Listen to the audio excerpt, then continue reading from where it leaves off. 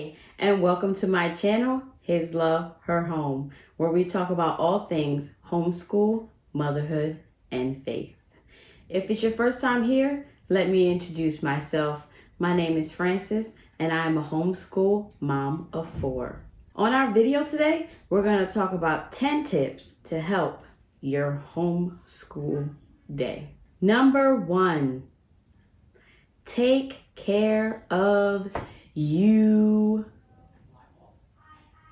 Me.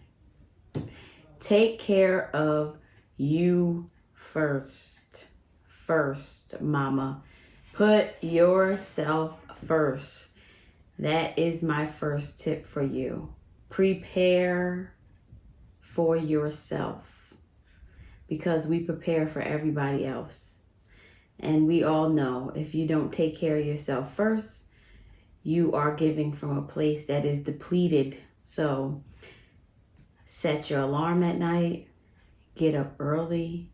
And for me, as a Christian wife and mom, I have to start my day in my Bible, in my word, devotional, my Bible study, and get in my prayer. And I also make time to read one of my books, because reading is something that fills me. That is my morning time self-care, if you want to say it. But yeah, that is my first tip. Make time for yourself, because if you don't make time for yourself, you can answer that below. If you don't make time for yourself, who gonna make time for you? Tip number 2 would be, do not have a clock in your homeschool. Do not schedule your subjects for a certain time limit. This will just cause frustration, and at the end of the day, you will feel like you didn't complete all you needed to do just because you had a clock, or you were looking at the clock, or we need to get this done in 20 minutes, we need to get this done in 5 minutes. So throw the clock out the window, throw it, just get rid of it. It's not going to help your homeschool day. Tip number 3 would be, do not schedule all your subjects every day. Do not try to do Bible and history and geography and science and language arts and math and outside and music and art, because there are a lot of subjects to teach. And as homeschool moms, we tend to try to cover all of them, don't we? Yeah. So do not schedule all your subjects on one day. Make your subject block bigger. Spend more time on that subject and put it on 1 or 2 days. Like history, spend 2 days on history and geography, and just make the time you spend with the subject longer. And science, spend 3 days. You know, there's subjects that we do every day, like language arts and math. That's okay. But those extra subjects, squeeze them into another day and extend the time that you spend on them. This will decrease your stress and also help you know that you're getting through the work and not necessarily having to do it every single day. Tip number 4 for you homeschool moms would be, if you wake up and you're in a bad mood, or you don't feel good, or you just don't want to be bothered, turn it into a read aloud day. Grab a cup of tea for yourself. Hey, make tea for the kids. Lay on the floor and read until your mood gets better. And if it doesn't, pull out some games and have a game schooling day. You are your homeschool teacher.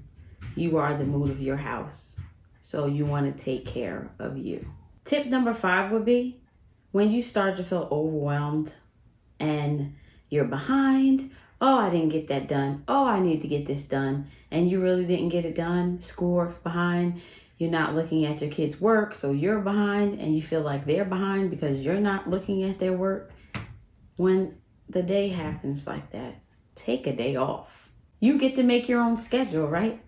Take the day off, sleep, take 2 days off, sleep the first day, catch up on your work the next day, and then on that 3rd day, you are ready to hop back in and get back to homeschooling. Don't let having to get stuff done stop you from resting and putting things in order and then starting right back up again. because you can do that. Tip number 6, organization, organization, and more organization. Plan your homeschool. Let your kids help you plan your homeschool. Plan weekly or monthly. Start your year off with an overview of what you're going to cover for the year and just prepare yourself. Some subjects we can grade right while we're doing it. We don't really grade, as homeschool moms. We just check the answers. If we get it wrong, we go over it, right? But it's good to plan out your week, plan out your month, so that you are not frazzled when you say, "What is that?" Or you look at the book and they want you to pull out all these art supplies that you were not anticipating. So make sure that you plan your homeschool week. Tip number 7 for you moms would be that I know there is so many styles of homeschool. Right now, we're doing a little bit of everything. And I think a lot of homeschool moms do a little bit of everything. But for you new moms that are just starting out homeschooling just like me, I would suggest to get yourself textbooks that have the answers, that have the schedule, so you as a new homeschool mom do not feel overwhelmed and do not feel like you have to keep up with everybody else. You will be all together. Your kids will learn what they need to learn and you'll feel good about it. So for all of you new homeschool moms, books first is fine. When you get to more experience and you want to build your curriculums and do all of that good stuff, go for it. But in the beginning, don't stress yourself out. Get the books that your kids need, have fun doing it, and enjoy it. Tip number 8 would be, if at any time during your homeschool day, your child starts to go, or they're just overwhelmed, or they can't sit still, you're like, what's going on? Why are you crying? What is the problem today? We all have those days, and it's okay. When your child seems to be tired or sleepy or just can't seem to focus, tell them, "Okay, honey, why don't you go take a few minutes? Go outside, go ride your bike, go in your room and play with Legos." I have boys, so it's always Legos. If you have a girl, honey, go play with your dolls and relax yourself. Or for one of my sons, he loves to draw. Hey, go get your drawing pad and take a break. Sometimes we need a break. I had to learn that. I was trying to cram it all in. It don't work like that. You need to take a break. Hey, take a break and incorporate your physical exercise for the day. Pop on a YouTube video and say, all right, guys, let's go. We're about to do these exercises. Moving is necessary. Tip number 9 is definitely, if not one of the most important things for you and your kids and your sanity. Help them to become independent doers.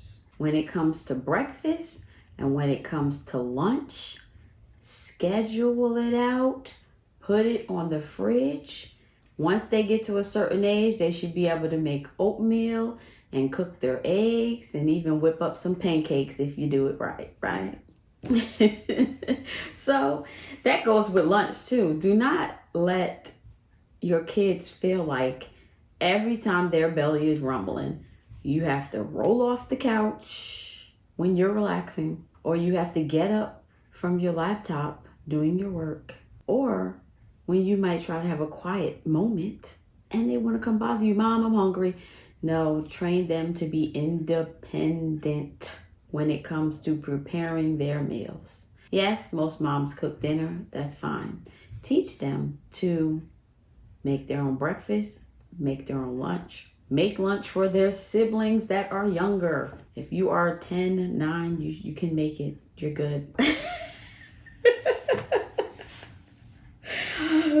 I like to talk, so yeah, sometimes these videos are just going to be long because I can talk. But I don't like talking in front of people yet. Here I am talking in front of you. So the last tip I have for you, Tip number 10 would be set a time when your homeschool day is going to finish. Even if you do not finish the work that you plan for that day, things can be done later. So if you want your school to stop at 1, set it for 1 o'clock. And don't go past that time, because remember, homeschool, yes, it is your responsibility. It is a priority, yes, but it should not consume all your hours in the day. And because it is personal one-on-one homeschool time, it doesn't take as long as regular school. So if you want to do 12 o'clock or 1 o'clock, we try to usually finish by 1:30. And sometimes on a Friday, it's 12 o'clock. We're done. School's over. If you have watched all the way through this video, I appreciate it. And if you have a tip that you know works for your homeschool, drop it in the comments so we all can talk about it. And last but not least, make sure you hit that subscribe button so we can follow along with each other.